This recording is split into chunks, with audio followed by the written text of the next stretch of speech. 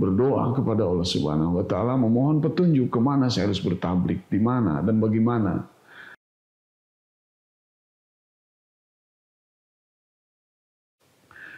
Pada suatu hari akhirnya, satu pagi itu saya sedang sarapan, ya, itu hotel itu bertingkat, ya, ada 4 tingkat seingat saya itu. Di bawahnya itu lantai dasar ini apa namanya itu warung-warung makan, ya. Jadi orang yang menginap di hotel itu biasa makan di situ. Saya pun mengambil satu tempat sebagai katakanlah langganan, saya tidak pindah-pindah ke tempat lain, saya selalu sarapan makan di situ. Jadi pada suatu pagi saya di situ minum apa namanya sarapan, minum kopi dan makanan setempat itu sambil duduk begitu tasbih subhanallah subhanallah, terus istighfar banyak, sholawat saya baca. Biasanya itu dari jam 6 pagi itu sampai jam setengah 8 tuh, sampai jam 8 saya duduk di warung itu, tempat makan itu, terus sambil tasbih begitu ya. Kopi segelas tuh lama sekali saya habiskan karena saya ingin bertasbih itu mau apa namanya mencari inspirasi, barangkali ada firasat dari Allah Taala untuk bertablik kemana begitu. Terus setiap pagi ya setelah sarapan jam 8 saya naik lagi, saya mandi, kemudian sholat duha, nangis karena belum ada bayangan hidayah gitu ya, petunjuk harus bagaimana tablik di kota yang besar begitu yang mayoritas Kristen, di sana sini setiap pojok setiap belokan gereja. Bagaimana kemana saya tidak tahu ya. Terus jemaat pun di situ belum ada anggota jemaat, hanya ada 1 orang pun tidak membantu, tidak bisa membantu ya. Jadi saya hanya minta tolong pada Allah Taala. Jadi pada bulan Mei itu ditakdirkan pada waktu pagi ketika saya sedang sarapan pagi seperti tadi saya sampaikan, saya sambil istighfar, sholawat, tasbih, ya tahmid, terus sambil ya menunggu agak siangnya, menunggu waktu duha begitu ya, sambil sarapan. Tiba-tiba ada seseorang datang, assalamualaikum, waalaikumsalam, seorang laki-laki pemuda ya, seorang pemuda masih muda. Kemudian dia bicara bahasa Melayu, bahasa Malaysia. Tuhan katanya, saya perhatikan setiap pagi Tuhan ada di sini, dan saya yakin Tuhan bukan orang sini, bukan dari Filipina ya.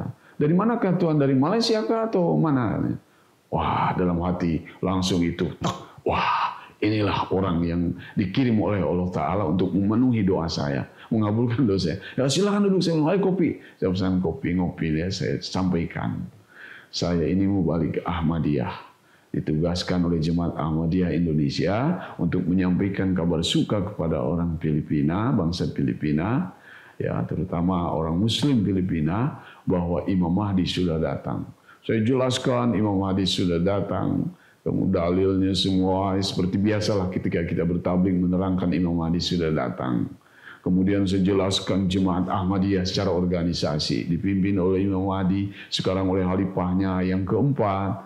Saya jelaskan tek-tek bengeknya lah di Jemaat Ahmadiyah seperti biasa kalau kita menjelaskan tentang jemaat. Dari mana dapat uangnya, biaya, dana, ya bagaimana kerjanya. Ya, yang saya terangkan itu ialah mubalik dikirim ke seluruh dunia untuk menyebarkan Islam ini. Kemudian Al-Quran diterjemahkan ke dalam berbagai bahasa, termasuk bahasa Tagalog, bahasa Filipina. Itu luar biasa. Itu si pemuda itu namanya Nur Hasan, terus mendengarkan saya. Dia tidak membantah, tidak bertanya, dia mendengarkan. Aho saja, aho itu iya. Begitu terus. Sampai sudah siang itu sekitar jam 10 dia pamitan. Lama itu kami ngobrol. Berdua, lama saya jelaskan tentang jemaat kepada saudara Nur Hasan itu. Kemudian dia pamit. Oke Tuan katanya, saya mau pamit. Besok insya Allah kita jumpa lagi katanya. Oh ya, terima kasih, jumpa lagi ya. Nanti kita ngobrol-ngobrol lebih panjang. Iya katanya. Dia pamitan. Saya tidak punya pikiran apa-apa, dia pamitan seperti biasa orang pamitan, mungkin karena sudah terlalu lama ngobrol. Dia pergi, saya pun bayar, kemudian naik ke kamar, saya menangis lagi, memohon kepada Allah Ta'ala, ya Allah. Ya, seperti doa yang tadi, kalau saya tablik kepada orang ini, yang tadi saya tablik itu baik, takdirkan dia, ya, menjadi jemaat. Takdirkan pada saya kemana saya harus tablik. Terus saya berdoa, terus malamnya apalagi itu baik. Terus. Besoknya, keesokan harinya setiap pagi saya kembali lagi ke warung yang tadi. sarapan lagi seperti biasa, istighfar, sholawat, berdoa kepada Allah Taala ya, berzikir kepada Allah Taala. Ketika sedang sarapan itu betul Nur Hasan itu datang lagi. Assalamualaikum Tuan. Begini Tuan katanya. Jadi tadinya saya mau ajak ngobrol lagi, mau cerita lagi tentang jemaat saya tablighi lagi begitu kan. Tapi yang begini Tuan katanya, Tuan harus siap-siap sekarang. Apa yang kemarin Tuan sampaikan kepada saya sudah saya sampaikan katanya ke pakcik saya. Pakcik itu paman saya katanya. Dia itu imam masjid di salah satu kampung katanya. Mereka sudah menunggu Tuan di sana. Pokoknya Tuan siap-siap sekarang. Saya tunggu, ayo kita berangkat ke sana. Karena soalnya mereka menunggu katanya, menunggu Tuan. Mereka ingin dengar langsung dari Tuan. Oh itu saya mendengar begitu langsung, segera naik kamar, mandi cepat. Ya sholat dulu 2 rakaat tuh. Saya sempatkan sholat dulu 2 rakaat, berdoa memohon pada Allah Ta'ala supaya keberangkatan saya ke tempat itu ya, diberkahi oleh doa yang tadi lah istikharah itu. Kalau tabligh saya ke tempat itu baik, takdirkan ya Allah, takdirkan, takdir huli, wa yasir huli, wa barik li, itu saya ulang-ulang dalam sujud saya. Singkat cerita, berangkatlah kami dengan Nur Hasan itu ke satu kampung namanya Sinunuk. Yang kemudian Sinunuk ini sekarang jadi pusat jemaat Ahmadiyah di Filipina ya, di Filipina Selatan. Di situ sekarang center jemaat. Sinunuk saya sampai dibawa oleh Nur Hasan ke sebuah masjid. Masjid tidak terlalu besar ya, tapi panjang dia masjidnya itu. Betul, Masya Allah. Di masjid itu sudah penuh orang. Sudah penuh orang duduk, betul-betul menunggu saya. Betul-betul mereka menunggu. Sudah duduk rapi sebagaimana orang mau pengajian. Saya datang, masuk, disambut oleh Pak Imam masjidnya, namanya Pak Imam Abdullah namanya. Masya Allah, saya disambut, itu ajaibnya. Pak Imam Abdullah itu menyambut saya dengan pelukan seperti pelukan kita biasa dalam jemaat ya. Kalau kita berjumpa dengan sama Ahmadi, laki-laki ya kita pelukan. Dia memeluk saya, tapi juga sambil menangis beliau itu. Meneteskan air mata. Entah wallahu alam ya. Apa gitu yang membuat beliau terharu. Berjumpa saya dipeluk oleh beliau. Apa kabar Maulvi? Beliau memanggil saya Maulvi. Karena ke Filipina Selatan itu banyak sekali ulang-ulang Pakistan, Arab ya. Mereka menamakan diri Maulvi, warga setempat juga memanggilnya Maulvi. Saya pun dipanggil Maulvi. Apa kabar Maulvi? Katanya. Terus beliau sudah memeluk saya, kami duduk, ya hadirin sudah pada diam semua hening. Bukan hanya di dalam masjid, di luar pun banyak ibu-ibu, anak-anak menunggu, pada diam semua, ya menyambut kedatangan saya. Kemudian setelah beberapa menit duduk itu, Pak Imam Abdullah di sebelah kanan saya, yang lainnya Nur Hasan di sebelah kiri saya. Pak Imam Abdullah mengatakan pada saya, "Palabina ni kami Maulvi," katanya. "Ayan bawa'nu min Indonesia." Sampaikan pada kami, katanya, Maulvi, apa yang kamu bawa, yang Tuhan bawa dari Indonesia. Mendengar perintah begitu, maka saya sampaikan. Apa yang saya sampaikan kepada Nur Hasan kemarin tuh di warung tuh, saya ulangi lagi. Siapa saya, mau apa, kenapa saya ada di Filipina, sampaikan. Saya mau balik jemaat Ahmadiyah. Ahmadiyah itu apa? Ya, Imam Mahdi sejelaskan sudah datang sampai ke masalah orang Islam seluruh dunia harus baiat kepada Imam Mahdi sebagaimana pesan Rasulullah SAW. Ya, kalau kalian sudah mendengar Imam Mahdi sudah datang, kalian harus baiat. Baiatlah kepadanya walau habwan ala salji, walaupun harus merangkak di atas gunung salju, orang harus menghadapi berbagai kesulitan. Saya sampaikan itu di akhir ceramah saya pada pagi itu. Maka setelah saya selesai menjelaskan tentang jemaat Ahmadiyah di hadapan hadirin itu, Pak Imam Abdullah langsung berkata kepada jemaahnya, "Saya nih Maulvi ini, siapa yang mau ikut kepada Maulvi ini? Siapa yang tidak mau ikut kepada Maulvi ini? Yang tidak mau ikut beat, katanya angkat tangan." Jadi bukan siapa yang mau beat, beliau nanyanya. Pak Imam Abdullah, siapa yang tidak mau beat, angkat tangan. Pada diam semua, saya perhatikan semua diam. Saya ingat udah 2 kali Pak Imam nanya, ayo siapa katanya yang tidak mau ikut beat, angkat tangan. Saya lihat di depan tuh, di paling depan, duduk paling depan tuh, di antara jemaah itu ada namanya, saya ketahui kemudian namanya Abraham dan Hamjari. Yang pertama Hamjari. Pak Imam, Bang Pak Imam mea kami mon katanya. Kalau Pak Imam ikut bayat, kami ikut semua, kata Hamjari itu. Nah, kemudian Ibrahim juga di belakang tuh dia, Bang Pak Imam mea kami mon Pak Imam. Katanya. Karena bisa di Filipina itu rupanya imam masjid itu punya peranan yang penting di masyarakat. Ya, jadi beliau itu imam di sana itu bukan hanya imam di masjid memimpin sholat begitu, imam di sana itu juga memimpin masalah kemasyarakatan, semacam kepala kampung lah begitu ya, kepala desa atau kepala kampung itu. Beliau lah yang mengatur semua. Maka pada saat itu pun pada pagi itu ya mereka bagaimana Pak Imam saja katanya. Kalau Pak Imam ikut beat, kami beat.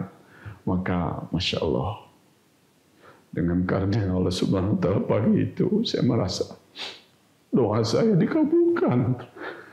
Seperti hujan ya turun ke bumi, kita nggak bisa menghitungnya. Pertolongan Allah Ta'ala itu. Jadi pada hari itu beatlah sebanyak 300 orang lebih ya di masjid itu beat. Itu saya merasa itu bukan kepandaian saya tabligh ya, menjelaskan ada lagi Nabi setelah Nabi Muhammad, menjelaskan Nabi Isa sudah wafat, Imam Mahdi sudah, bukan kepandaian saya. Itu saya melihat kuasa Allah Ta'ala turun pada hari itu, doa saya dikabulkan. Ya Allah, kalau saya teringat masa itu, luar biasa Allah Ta'ala mengabulkan doa saya. Setelah dari masjid itu saya dibawa lagi oleh Nur Hasan ke masjid lain. Tabligh seperti itu juga disambut, bayat. Terus dari satu masjid ke masjid lain, setiap saya sampaikan, Ahmadiyah, Imam Mahdi sudah datang. Mereka menyambut, kami mau bayat katanya. Kami harus bayat, kalau kami nggak bayat mati jahiliyah bagaimana katanya. Terus sampai, Masya Allah. Jadi dalam 2 bulan itu, bulan Mei, bulan Juni, ada saya ingat itu 3.300 orang ya, yang beat. Masih banyak lagi. Kebetulan pada waktu itu Raisul Tabligh di Indonesia Bapak almarhum Pak Seti Aziz, beliau datang ke sana. Karena mendengar kabar bahwa di Filipina banyak yang beat. Sebelumnya Pak Amir datang ke sana. Pak Insinyur Syarif Ahmad Lubis. Ketika mulai banyak beat sampai 1.500, 2.000 itu Pak Insinyur Syarif Lubis almarhum datang ke sana. Ingin lihat seperti apa. Kebetulan pada bulan Mei itu ada jalsa di Malaysia, saya sedang ikut jalsa ke Malaysia di Sabah, ya di Kota Kinabalu. Pak Lubis datang ke Filipina, saya tidak ada di tempat. Waktu saya kembali dari sana masih bisa jumpa dengan Pak Lubis. Pak Lubis mengatakan, Tuan Dadang katanya, sudah berapa lama mereka jadi Ahmadi? Loh Pak, kan baru saja mereka beat ini, baru beberapa hari yang lalu. Tapi mereka menyambut saya seperti jemaat yang sudah lama katanya. Itu Pak Lubis mengatakan. Udah kalau begitu katanya jadikan di sini center jemaat Filipina. Nanti buat program, tulis, susun, kita sampaikan pada hujur. Apa yang akan kita buat di sini? Oh siap Pak. Kemudian setelah itu Pak Sayyidi juga datang, almarhum Tabligh datang. Ketika Pak Sayyidi datang itu, saya ajak bertabligh beliau ke satu masjid dengan Nur Hasan tuh, di Kampung Islam namanya. Ketika kami datang ke situ disambut, Masya Allah, orang berebut minta beat. Itu di hadapan Pak Sayyidi. Sampai saya tanya kepada Pak Sayyidi, ini mubain baru sudah banyak, sudah 3.000 sekian. Yang saya pikirkan itu gimana mentarbiati mereka. Gimana apa kita terima? Ini banyak Pak yang mau beat nih, ribuan Pak di kampung ini. Pak Sayyidi almarhum mengatakan, oh ya, gini aja katanya. Yang ada dulu kita tarbiyati. Nanti kalau sudah jemaat, sudah settle, sudah berdiri, sudah bagus katanya, maka baru kita tabligh ke sini, kita ambil beatnya. Kata Pak Sayyidi begitu. Maka setelah itu diprogram lah, Pak Sayyidi mungkin pulang ke sini, sampai kemudian beliau mengirim lagi 3 orang mubalik untuk tarbiyat itu. Seperti itu prosesnya. Nah, jadi itulah pengalaman ya.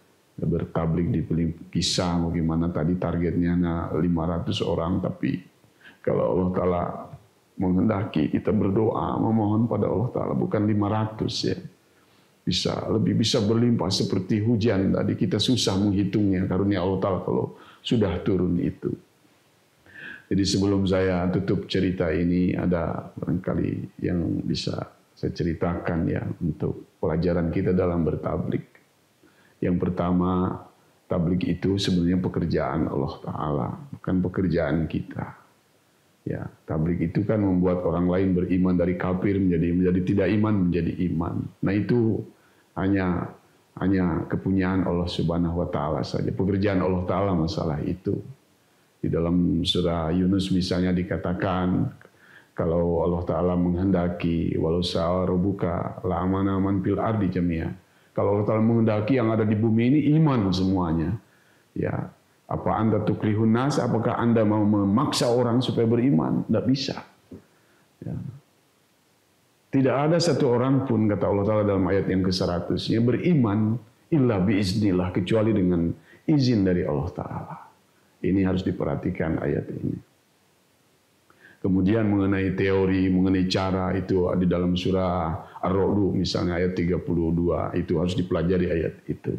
Allah Ta'ala berfirman di situ, walau anna Qur'anan ya suyirat bihil jibal wa kuti'at bihil ardu ya wa kulima al-mauta wa kulima bihil al-mauta. Ya, maksudnya seandainya ada bacaan, ada sarana, ada alat pertabligan yang bisa membuat gunung berjalan, yang bisa membuat bumi terbelah, yang bisa membuat orang mati berbicara, itu Allah Ta'ala.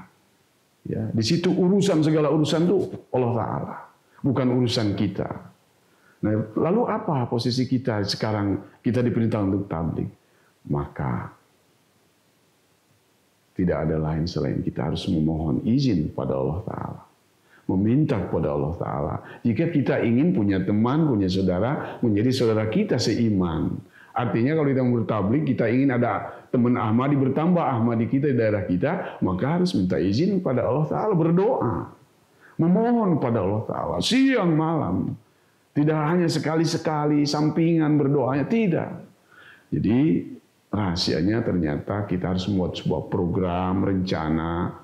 Ya, rencana itu bisa wilayah, daerah, atau kampung, atau mungkin satu orang yang kita programkan, mau saya tabligh gini, yang minta izin pada Allah Ta'ala, mudah-mudahan dia beat. Begitu mau berdoa pada Allah Ta'ala, didoakan, diprogramkan terus. Jadi tabligh itu tidak bisa sampingan, tidak bisa kapan saja, begitu tidak bisa, harus diprogram, direncanakan. Tabligh di mana, kepada siapa. Lalu setelah ditentukan tempatnya, atau orangnya, atau kampungnya, barulah kita mohon izin pada Allah Ta'ala, memohon pada Allah Ta'ala supaya Allah Ta'ala memberikan karunia orang yang kita harapkan menjadi jemaat itu, dengan izin Allah Ta'ala mereka baiat menjadi saudara seiman kita. Jadi itulah barangkali yang dapat saya sampaikan mengenai cerita pertabligan di Filipina ya. Mudah-mudahan ini bermanfaat atau bisa menambah wawasan dalam bertabligh, dalam hal kegiatan bertabligh, atau mungkin bisa memotivasi para dai ya dalam bertabligh. Mudah-mudahan dalam cara bertablighnya disesuaikan dengan kehendak yang di atas, kehendak Allah Subhanahu wa Ta'ala, supaya pertabligan kita benar-benar diberkahi oleh Allah Subhanahu wa Ta'ala. Sekian, assalamualaikum warahmatullahi wabarakatuh.